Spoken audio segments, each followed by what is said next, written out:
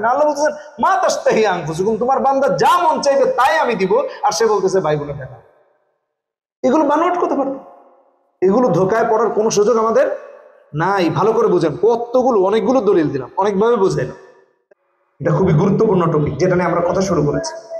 সূরা তুর, কোরআনে কারিমে একটা সূরা আছে, ওয়াত-তুর ওয়া কিতাবিম মাসতুর ফি রাক্কিম মানশুর ওয়াল বাইতিল মামুর, 21 নম্বর আয়াত। والذين آمنوا واتبعتهم ذريتهم بإيمان ألحقنا بهم ذريتهم وما ألتناهم من عملهم من شيء كل امرئ بما كسب رهين। কে বলতেছেন এই কথা?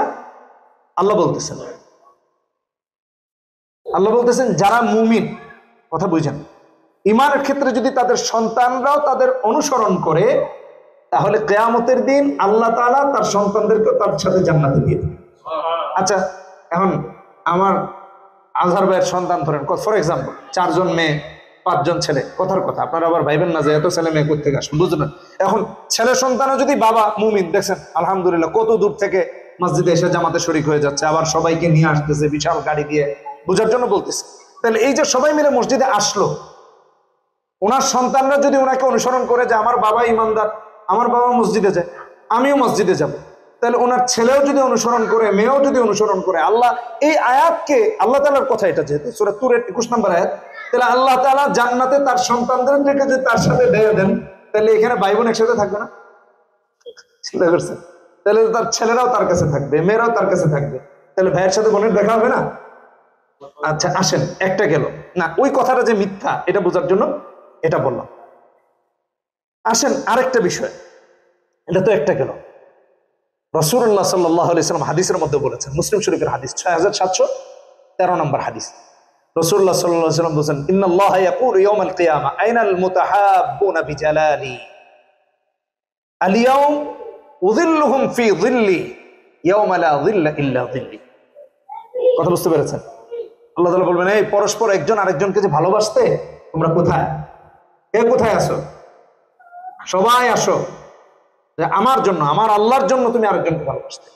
ভাই যদি বোনকে আল্লাহর জন্য ভালোবাসে, বোন যদি ভাইকে আল্লাহর জন্য ভালোবাসে, তাহলে ভাই বোনও তো এখানে অন্তর্ভুক্ত। আল্লাহ সবাইকে তার ছায়ায় আশ্রয় দিবেন, সুবহানাল্লাহ।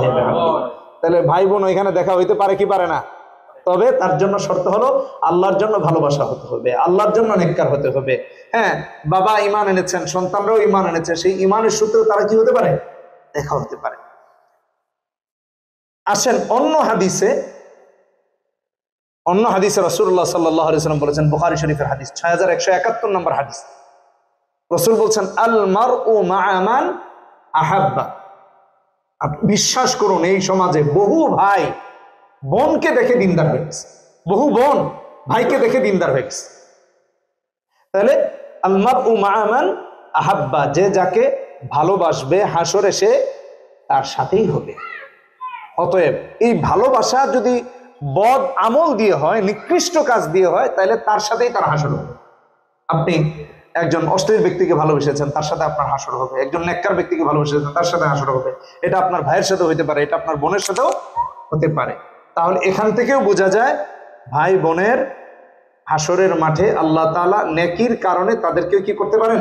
এক করতে পারেন। এখন ভাই যদি জান্নাতি হয়, বোন যদি জাহান্নামী হয়, তাহলে তো দেখা, কথা বুঝতে পেরেছি? তাহলে এটা মিথ্যা কথা যারা বলে, এটা সঠিক নয়। মনে থাকবে তো ইনশাআল্লাহ? মনে থাকবে তো ইনশাআল্লাহ? আসেন আরেকটা প্রসিদ্ধ আয়াত, এটা সবাই পারে। হ্যাঁ, এটা সবাই পারে। সূরা হামিম আস-সাজদা 31 নম্বর আয়াত। নাহনু আউলিয়াউকুম ফিল হায়াতিদ দুনিয়া ওয়া ফিল আখিরা ওয়া লাকুম ফিহা মা তাশতাহি আনফুসুকুম ওয়া লাকুম ফিহা মা তাদউন। আল্লাহ বলতেছেন ওইখানে যা চাইবে তাই পাবে। আল্লাহ বলতেছেন যা চাইবে তাই পাবে। ভাই যদি বলে আল্লাহ আমার বোনের সাথে একটু দেখা করে দাও, ভাই জান্নাতি হইছে, তা আল্লাহকে আবদার করে বলবে আল্লাহ আমার ভাই বোনকে তুমি জান্নাতে দাও, আল্লাহ কবুল করলে তো তার সাথে তারা জান্নাতে দিবেন, তাহলে দেখা হবে না কেন? আল্লাহ বলতেছেন মা তাশতাহি আনফুসুকুম, তোমার বান্দা যা মন চাইবে তাই আমি দিব। আর সে বলতেছে ভাই বোনের দেখা। এগুলো বানোয়াট কথা পারত, এগুলো ধোকায় পড়ার কোনো সুযোগ আমাদের নাই। ভালো করে বুঝেন, কতগুলো অনেকগুলো দলিল দিলাম, অনেকভাবে বুঝাইলাম, তাই না ভাই আমার?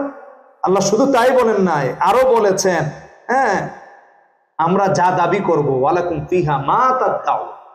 হ্যাঁ, আল্লাহ যখন আমাদেরকে জান্নাতি বানায়া দিবেন, তখন আল্লাহ জান্নাতি বান্দার প্রত্যেকটা দাবিও কবুল করে নেবেন। ওয়ালাকুম ফিহা মা তাদাউন নুজুলাম মিন গফুরির রাহিম। আল্লাহ আমাদের সবাইকে সেই জান্নাতে যাওয়ার তৌফিক দান করুন, আমিন।